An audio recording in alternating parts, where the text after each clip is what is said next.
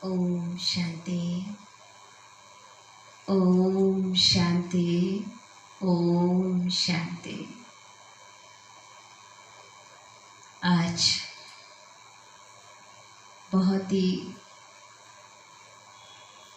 विशेष स्मृति दिवस, हमारे मातेश्वरी जगदम्बा का दिन। ये 24 जून हम सब के लिए बहुत ही यादगार दिन है, क्योंकि इस दिन मातेश्वरी मम्मा ने हम सबको संपूर्ण शिक्षाओं से भर के विदाई लेते हुए कई चीज़ों से, शिक्षाओं से भरा।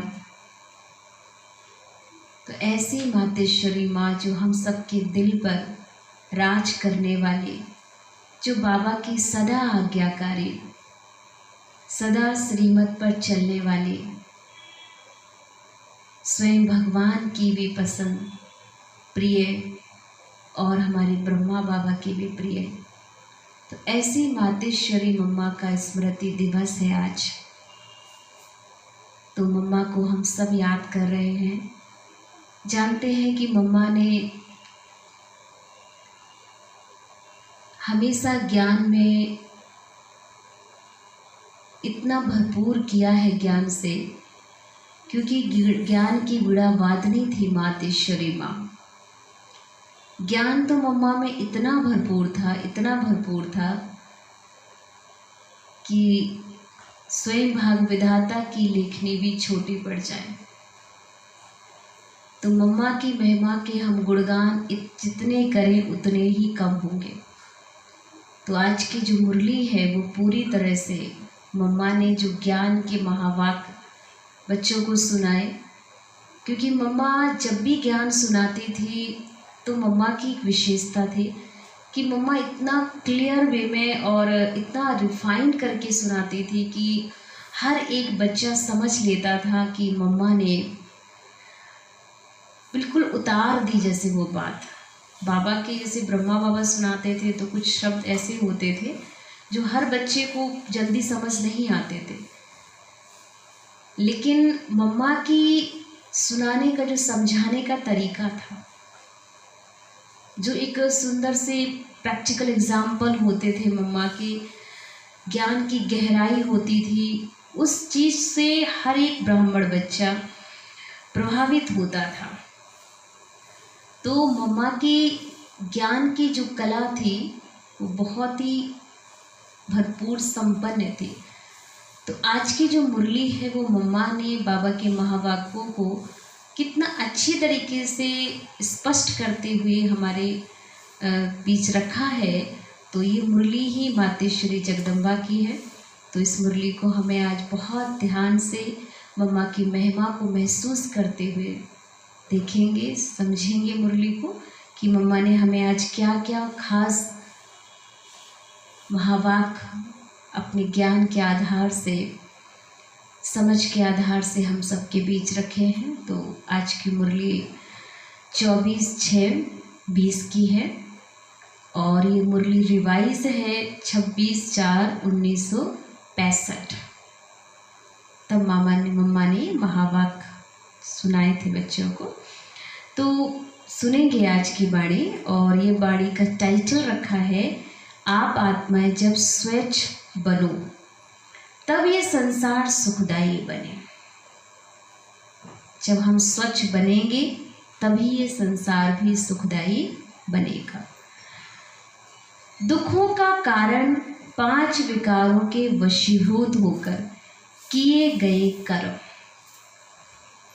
मातेश्वरी जी के ये महावाक्य थे कि अगर हम किसी को दुखी करते हैं, वशीभूत होते हैं 5 विकारों के, तो हमसे कोई ना कोई ऐसा काम जरूर होता है जो किसी न किसी को दुख अवश्य पहुंचता है।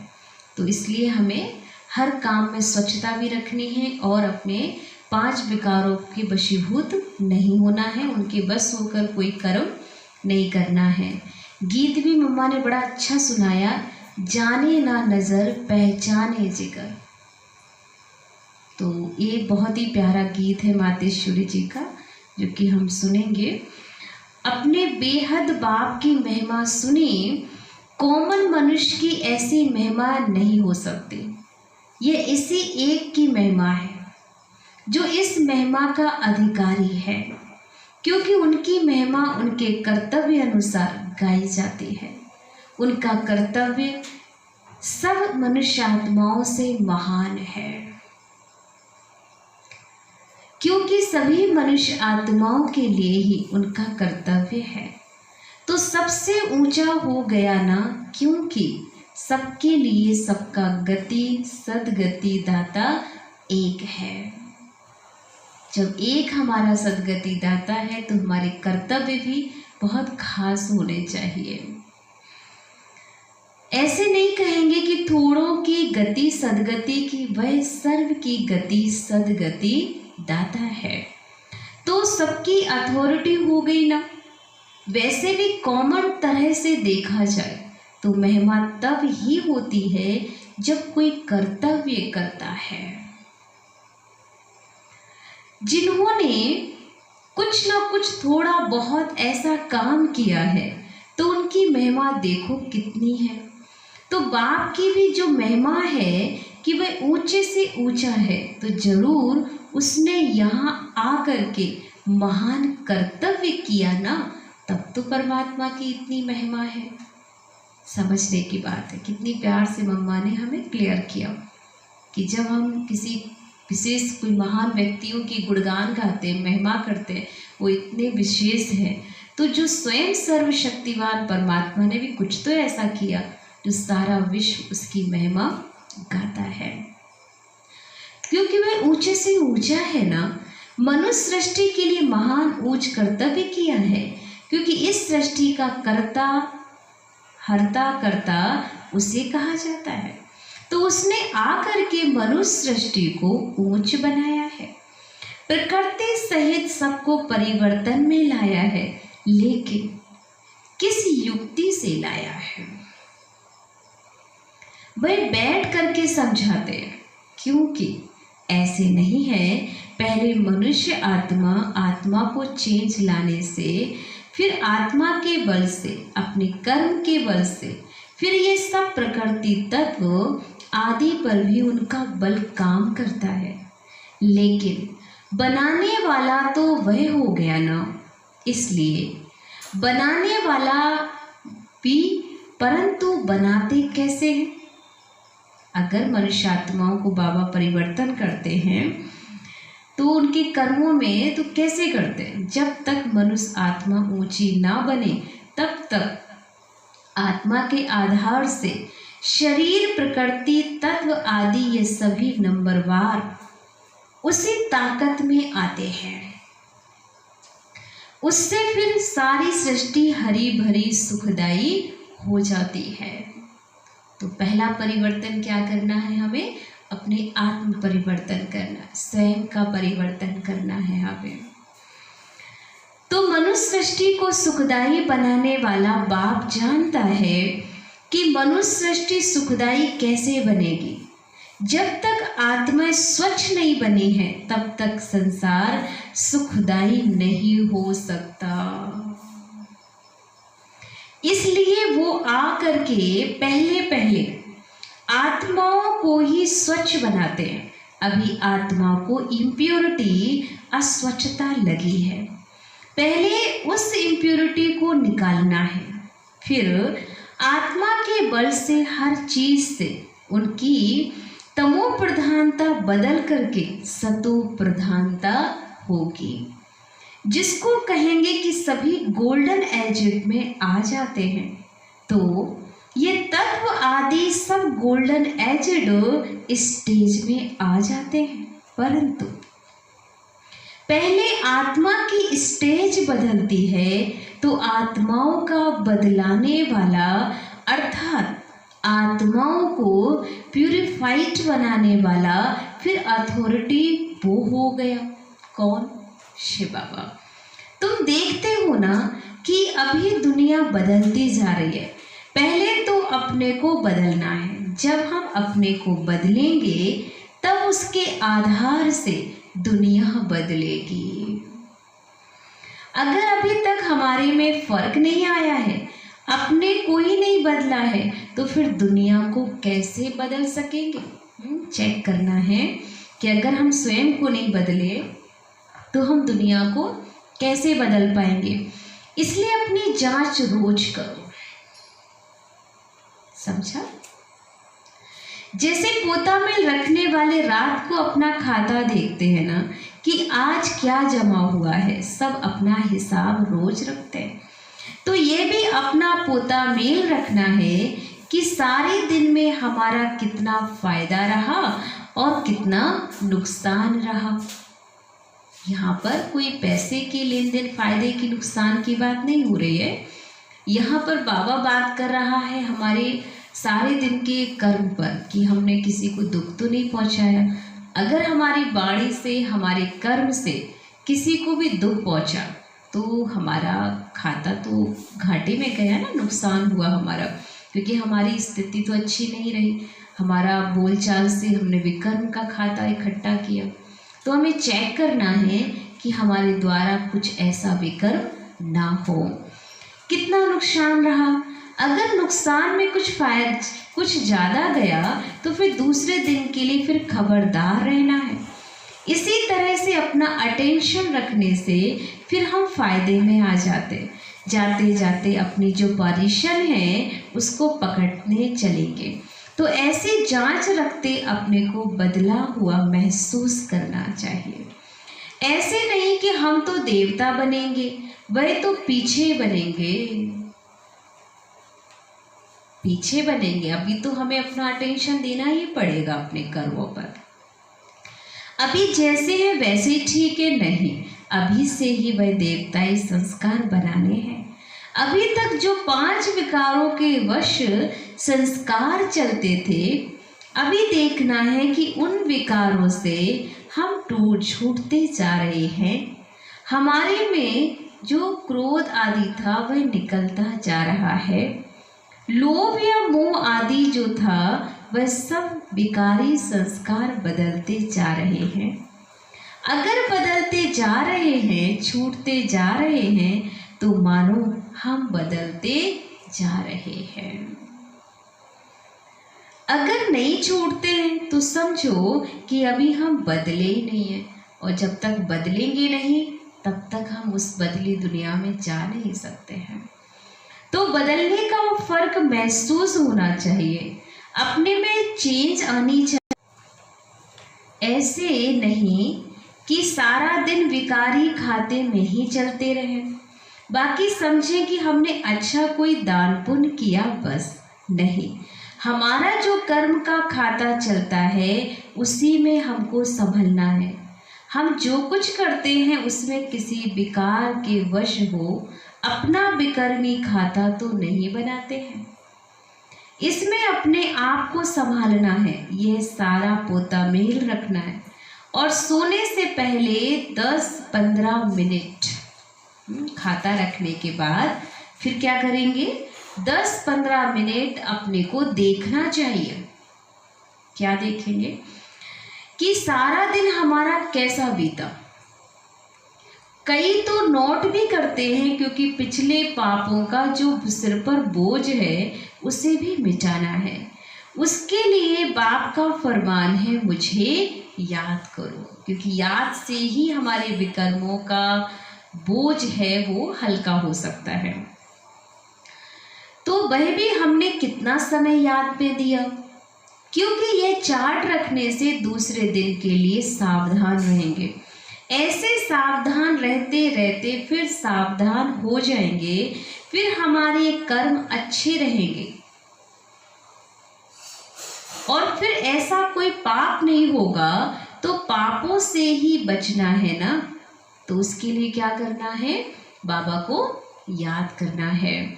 हमको इन विकारों ने ही बुरा बनाया है, विकारों के कारण ही हम दुखी हुए हैं। अभी हमें दुख से छूटना है। तो यही मुख्य चीज़ है। मुक्ति में भी परमात्मा को हम पुकारते हैं, याद करते हैं। जो भी कुछ यत्न पुरुषार्थ करते हैं वह किस लिए करते हैं? सुख और शांति के लिए ही हम पुरुषार्थ करते हैं। तो उसकी यह प्रैक्टिकल प्रैक्टिस अभी कराई जाती है। यह प्रैक्टिकल करने की कॉलेज है। इसकी प्रैक्टिस करने से हम स्वच्छ अथवा पवित्र बनते जाएंगे। फिर हमारा जो आदि सनातन पवित्र प्रवृत्ति का लक्ष्य है वो हम पा लेंगे। अगर हम ऐसे ही चलते रहे तो जरूर हम अपना लक्ष्य पूर्ण कर लेंगे। जैसे कोई डॉक्टर बनने के लिए डॉक्टरी कॉलेज में जाएगा तो डॉक्टरी प्रैक्टिस से डॉक्टर बनता जाएगा। इसी तरह से हम भी इस कॉलेज में इस पढ़ाई से अथवा इस प्रैक्टिस से, इन विकारों से अथवा पाप कर्म करने से छूटते स्वच्छ होते जाएंगे। फिर स्वच्छ की डिग्री क्या है? जब हम स्वच्छ बन जाएंगे तो उसकी डिग्री क्या होगी? बाबा कहता उसकी डिग्री है देवता बनना। तो यह देवताएं तो गाए हुए हैं ना, उनकी महिमा है सर्वगुण संपन्न, 16 कला संपूर्ण, संपूर्ण निर्विकारी। तो ऐसे कैसे बनेंगे? ऐसे नहीं, हम तो बने बनाए हैं, नहीं बनना है। कोई भी सदाकाल से महान नहीं है। सबको अपने कर्म से, यही पुरुषार्थ से ही अच्छा बनना है, क्योंकि हम ही बिगड़े हुए हैं। तो बाबा कहते हम बिगड़े हैं, हमको ही बनना है। ऐसे नहीं देवताओं की कोई दूसरी दुनिया है, हम मनुष्य ही देवता बनते हैं। वह देवता ही गिरे हैं, वह देवता ही गिरे हैं, अब फिर चढ़ना है। लेकिन चढ़ने का ढंग बाप सिखला रहा है, क्योंकि हम थे सप्तयुग में तो देवता स्वरूप में थे और वहाँ पर हमारे अंदर सर्व गुण थे। लेकिन धीरे धीरे आत्मा की बैटरी डिस्चार्ज होते होते हम बिल्कुल गिर गए हैं। अब बाबा फिर पुरुषार्थ कराते हैं जिससे कि हम फिर देवता बन जाएंगे। अभी उनके साथ हमें अपना रिलेशन जोड़ना है। अभी बाप ने आकर के रोशनी दी है। कौन सी रोशनी दी है? ज्ञान की रोशनी दी है। आखिर तुम मेरे हो, अभी मेरे हो करके कैसे रहो? जैसे लौकिक में बाप बच्चों का, बच्चा बाप का कैसे होकर रहता, ऐसे तुम तन मन धन से मेरे होकर के चलो। कैसे चलो? उसका आदर्श प्रमाण ये बाबा है। जिसके तन में आता है वह अपना तन मन धन सब उनके हवाले कर देता है। तो कैसे देना है बच्चा बनना बाबा का? जैसे ब्रह्मा बाबा बने, उन्होंने सब कुछ सौंप दिया बाबा को, कुछ भी अपने पास नहीं रखा, एकदम ट्रस्टी बन करके बाबा आगे बढ़ने लगा। तो तन मन धन सब हवाले कर्म का हो करके चल रहे, ऐसे फॉलो फादर। इसमें और कुछ पूछने की और बूझने की बात नहीं, सीधी साफ बात है। तो अभी चलते रहो, ऐसे नहीं सुनो बहुत और धारण करो थोड़ा, नहीं सुनो थोड़ा धारण करो बहुत। जो सुनते हो उसको प्रैक्टिकल में कैसे लाएं उसका पूरा ख्याल रखते रहो। अपनी प्रैक्टिस को आगे बढ़ाते रहो, ऐसे नहीं सुनते रहें नहीं। आज जो सुना उसको अगर कोई प्रैक्टिकल में लाए, बस हम आज से उसी स्टेज पर चलेंगे। ऐसी प्रैक्टिस करनी होगी हमें। विकारों के वश होकर कोई ऐसा काम नहीं करेंगे और अपनी ऐसी दिनचर्या बनाएंगे, अपना ऐसा चार्ट रखेंगे। अगर इसको कोई प्रैक्टिकल में प्रैक्टिस में लाए तो यार देखो क्या हो जाएगा। तो अभी जो कहा ना उसको प्रैक्टिकल में लाना है। जो कहते हो, जो सुनते हो वही करो, बस दूसरी बात नहीं, सिर्फ करने की ऊपर जोर दो, समझा? जैसे बाप और दादा दोनों को अच्छी तरह से जानते हो ना, ऐसे अब फॉलो करो। ऐसे फॉलो करने वाले जो सबूत बच्चे हैं अथवा मीठे मीठे बच्चे, तो ऐसे बच्चों को समझ रहे सभी, ऐसे जो बाबा की बात को फॉलो करने वाले बच्चे हैं, तो ऐसे बच्चों को, मीठे मीठे बच्चे, ऐसे बच्चों प्रति याद प्यार और गुड मॉर्निंग। तो मम्मा ने भी गुड मॉर्निंग दी और बाबा ने भी हमें गुड मॉर्निंग की। अच्छा, दूसरी मुरली चलती है, बाबा ने फिर एक और मुरली चलाई, मम्मा ने इसको रिफाइन किया। गीत है मेरा छोटा सा देखो ये संसार।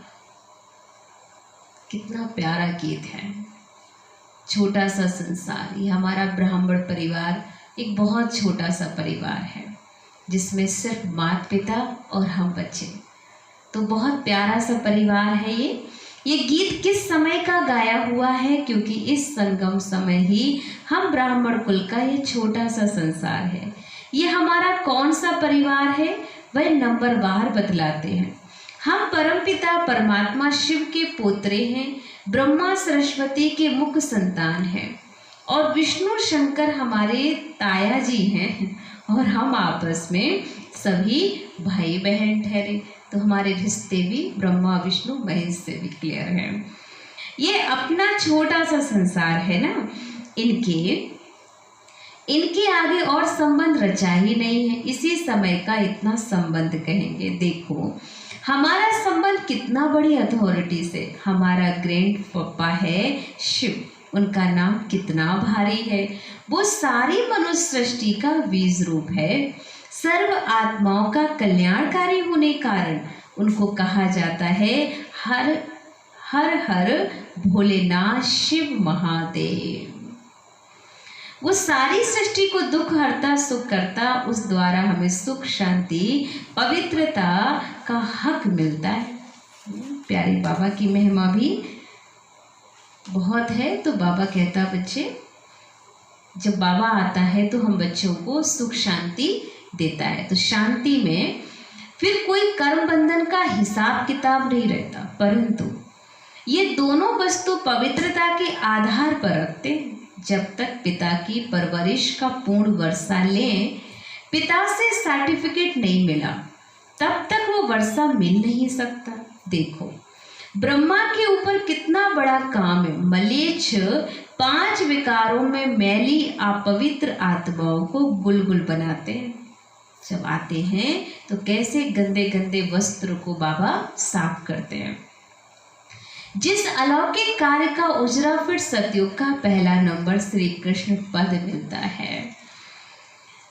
अब देखो उस पिता के साथ तुम्हारा कैसा संबंध है, तो कितना बेफिक्र और खुश होना चाहिए। अब हर एक को अपने दिल से पूछे, हम उनके पूर्ण रीति हो चुके हैं। सोचना चाहिए कि जब परमात्मा बाप आया है तो उनसे हम कंप्लीट वर्षा लेवे। स्टूडेंट का काम है संपूर्ण पुरुषार्थ कर स्कॉलरशिप लेना, तो हम पहला नंबर लॉटरी क्यों ना विन करें। वह विजय माला में परोया जाएगा। बाकी कोई है जो 2 लड्डू पकड़ कर बैठे।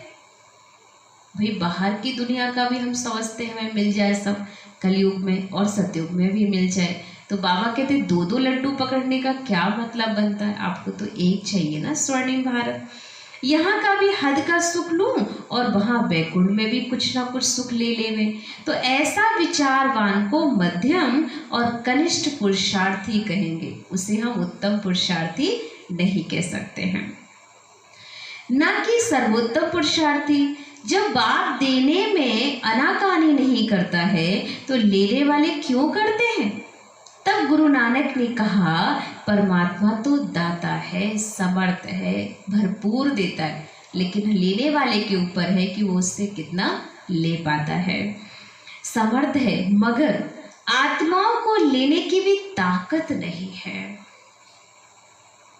कहावत है देदा दे और लेना थक पावे, माना कि देने वाला दे रहा है और लेने वाला थक जाए।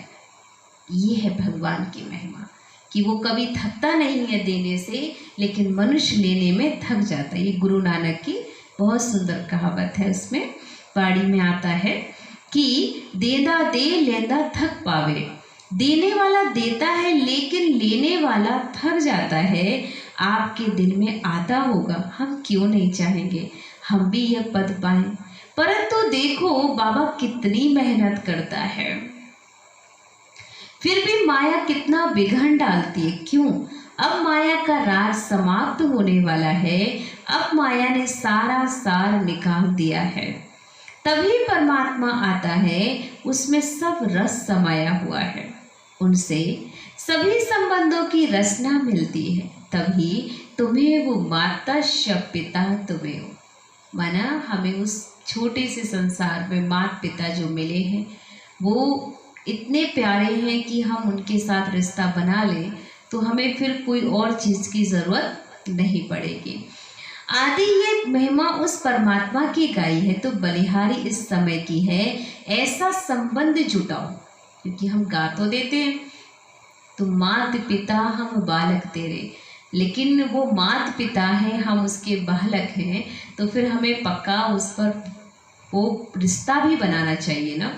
लेकिन अगर हम ये कहते हैं कि हम वो माता पिता हैं, हम बालक हैं और प्राप्ति हमारे पास जीरो है, तो इसका मतलब है कि हमारा रिश्ता कमज़ोर है, उससे हमारा रिश्ता अभी पक्का बना नहीं है। तो संबंध हमें अच्छा बनाना होगा। तो परमात्मा के साथ इतना संपूर्ण संबंध जोड़ना है जो 21 जन्मों के लिए सुख प्राप्त हो जावे। यह है पुरुषार्थ की सिद्धि। परंतु 21 जन्म का नाम सुन ठंडे मत पड़ जाना। ऐसे नहीं सोचना कि 21 जन्मों के लिए इतना इस समय पुरुषार्थ भी करें, फिर भी 21 जन्मों के बाद गिरना ही है, तो सिद्धि क्या हुई? इतना टाइम पुरुषार्थ करना फिर नीचे आना, तो हम क्यों पुरुषार्थ करें? पर बाबा कहता है ये तो ड्रामा है, करना ही पड़ेगा पुरुषार्थ। पुरुषार्थ नहीं करेंगे तो कैसे आगे बढ़ेंगे? हर दिन हम खाना बनाते हैं, हर दिन खाना खाते हैं, फिर दूसरा दिन होता है, लेकिन फिर भी हम सब कुछ करते ही है ना मेहनत। हम सोचे क्यों करें भाई, रोज रोज खाना बनाना पड़ता है, लेकिन फिर भी बनाते हैं। तो बाबा कहते हैं ऐसे ही आपको ये ड्रामा में जो एक्टिंग नूंद है वो तो आपको प्ले करनी ही होगी। परंतु ड्रामा के अंदर आत्माओं की जितनी सर्वोत्तम सिद्धि मुकर्रर है वो तो मिलेगी ना। बाप आकर के हमें संपूर्ण स्टेज पर पहुंचा देता है, परंतु हम बच्चे बाबा को भूल जाते हैं तो जरूर गिरेंगे। इसमें बाप का कोई दोष नहीं। अब कमी हुई तो हम बच्चों की सत्युग त्रेता का सारा सुख इस जन्म के पुरुषार्थ पर आधार रखता है, तो क्यों ना हम संपूर्ण पुरुषार्थ कर अपना सर्वोत्तम पाठ बजाएं। क्यों ना पुरुषार्थ कर हम वह वर्षा लेवे। पुरुषार्थ मनुष्य सदा सुख के लिए ही करता है, सुख दुख से न्यारे होने के लिए कोई पुरुषार्थ नहीं करता है। वो तो ड्रामा के अंत में परमात्मा आए, सभी आत्माओं को सजा दें, पवित्र बनाए, पाठ से मुक्त करेंगे। यह तो परमात्मा का कार्य नहीं है ना, ये कार्य तो हमें स्वयं करना है। वो अपने मुकर्रर समय पर आप ही आकर के बताता है। अब में जब आत्माओं को फिर भी पाठ में आना ही पड़ेगा, तो क्यों ना सर्वोत्तम अच्छा पाठ बजाए। भाई जब हमें कोई फिल्म में रोल मिल गया है, हमें पता है कि ये करना, तो उसे अच्छे से अच्छा करें। ज़रूरत नहीं है कि हमें ये पार्ट छोटा मिला है, अच्छा नहीं मिला तो हम क्यों बजाएं। लेकिन हमें जैसा भी मिला, जो भी पार्ट मिला है, हमें उसे बखूबी रूप से बहुत अच्छे तरह से प्ले करना है, जिससे कई बार हीरो के पार्ट को भी एक भिखारी भी बहुत महान पार्ट बजा करके उस फिल्म को बहुत ऊंचाई तक पहुंचा देता है, उसको हिट कर देता है। तो उसी प्रकार से हम बच्चों को भी पुरुषार्थ पे ध्यान देना है, अपने अपने पुरुषार्थ को अच्छा से अच्छा बनाना है, पार्ट अच्छे से अच्छा प्ले करना है, चाहे कैसी भी कंडीशन में हो, लेकिन हर स्थिति में हम अपने पुरुषार्थ पर पूर्ण ध्यान देंगे। अच्छा, तो अब हमें मातेश्वरी जी ने भी आज बहुत याद दिया, क्योंकि इतनी प्यारी मुरली मम्मा ने क्लियर की, और क्लियर करने के पश्चात मम्मा ने कहा, अच्छा मीठे मीठे बच्चों प्रति माँ का याद प्यार। अब हम बच्चे भी तो याद देंगे ना मम्मा को, तो बच्चे कहते ओम शांति, मीठी मीठी मम्मा को, मीठे मीठे बाबा को भी हम बच्चों की ओर से याद प्यार और गुड मॉर्निंग। रूहानी बच्चों की रूहानी बाप दादा को दिल व जान से सिकवा प्रेम से याद प्यार और गुड मॉर्निंग। नमस्ते नमस्ते नमस्ते। शुक्रिया बाबा, शुक्रिया बाबा, शुक्रिया। मेरी ज़िंदगी को संवारने वाले बाबा, तेरा लाख लाख शुक्रिया। और प्यारी मीठी मीठी मम्मा का भी बहुत बहुत शुक्रिया शुक्रिया शुक्रिया। आज का वरदान लेंगे। वरदान बहुत ही प्यारा है।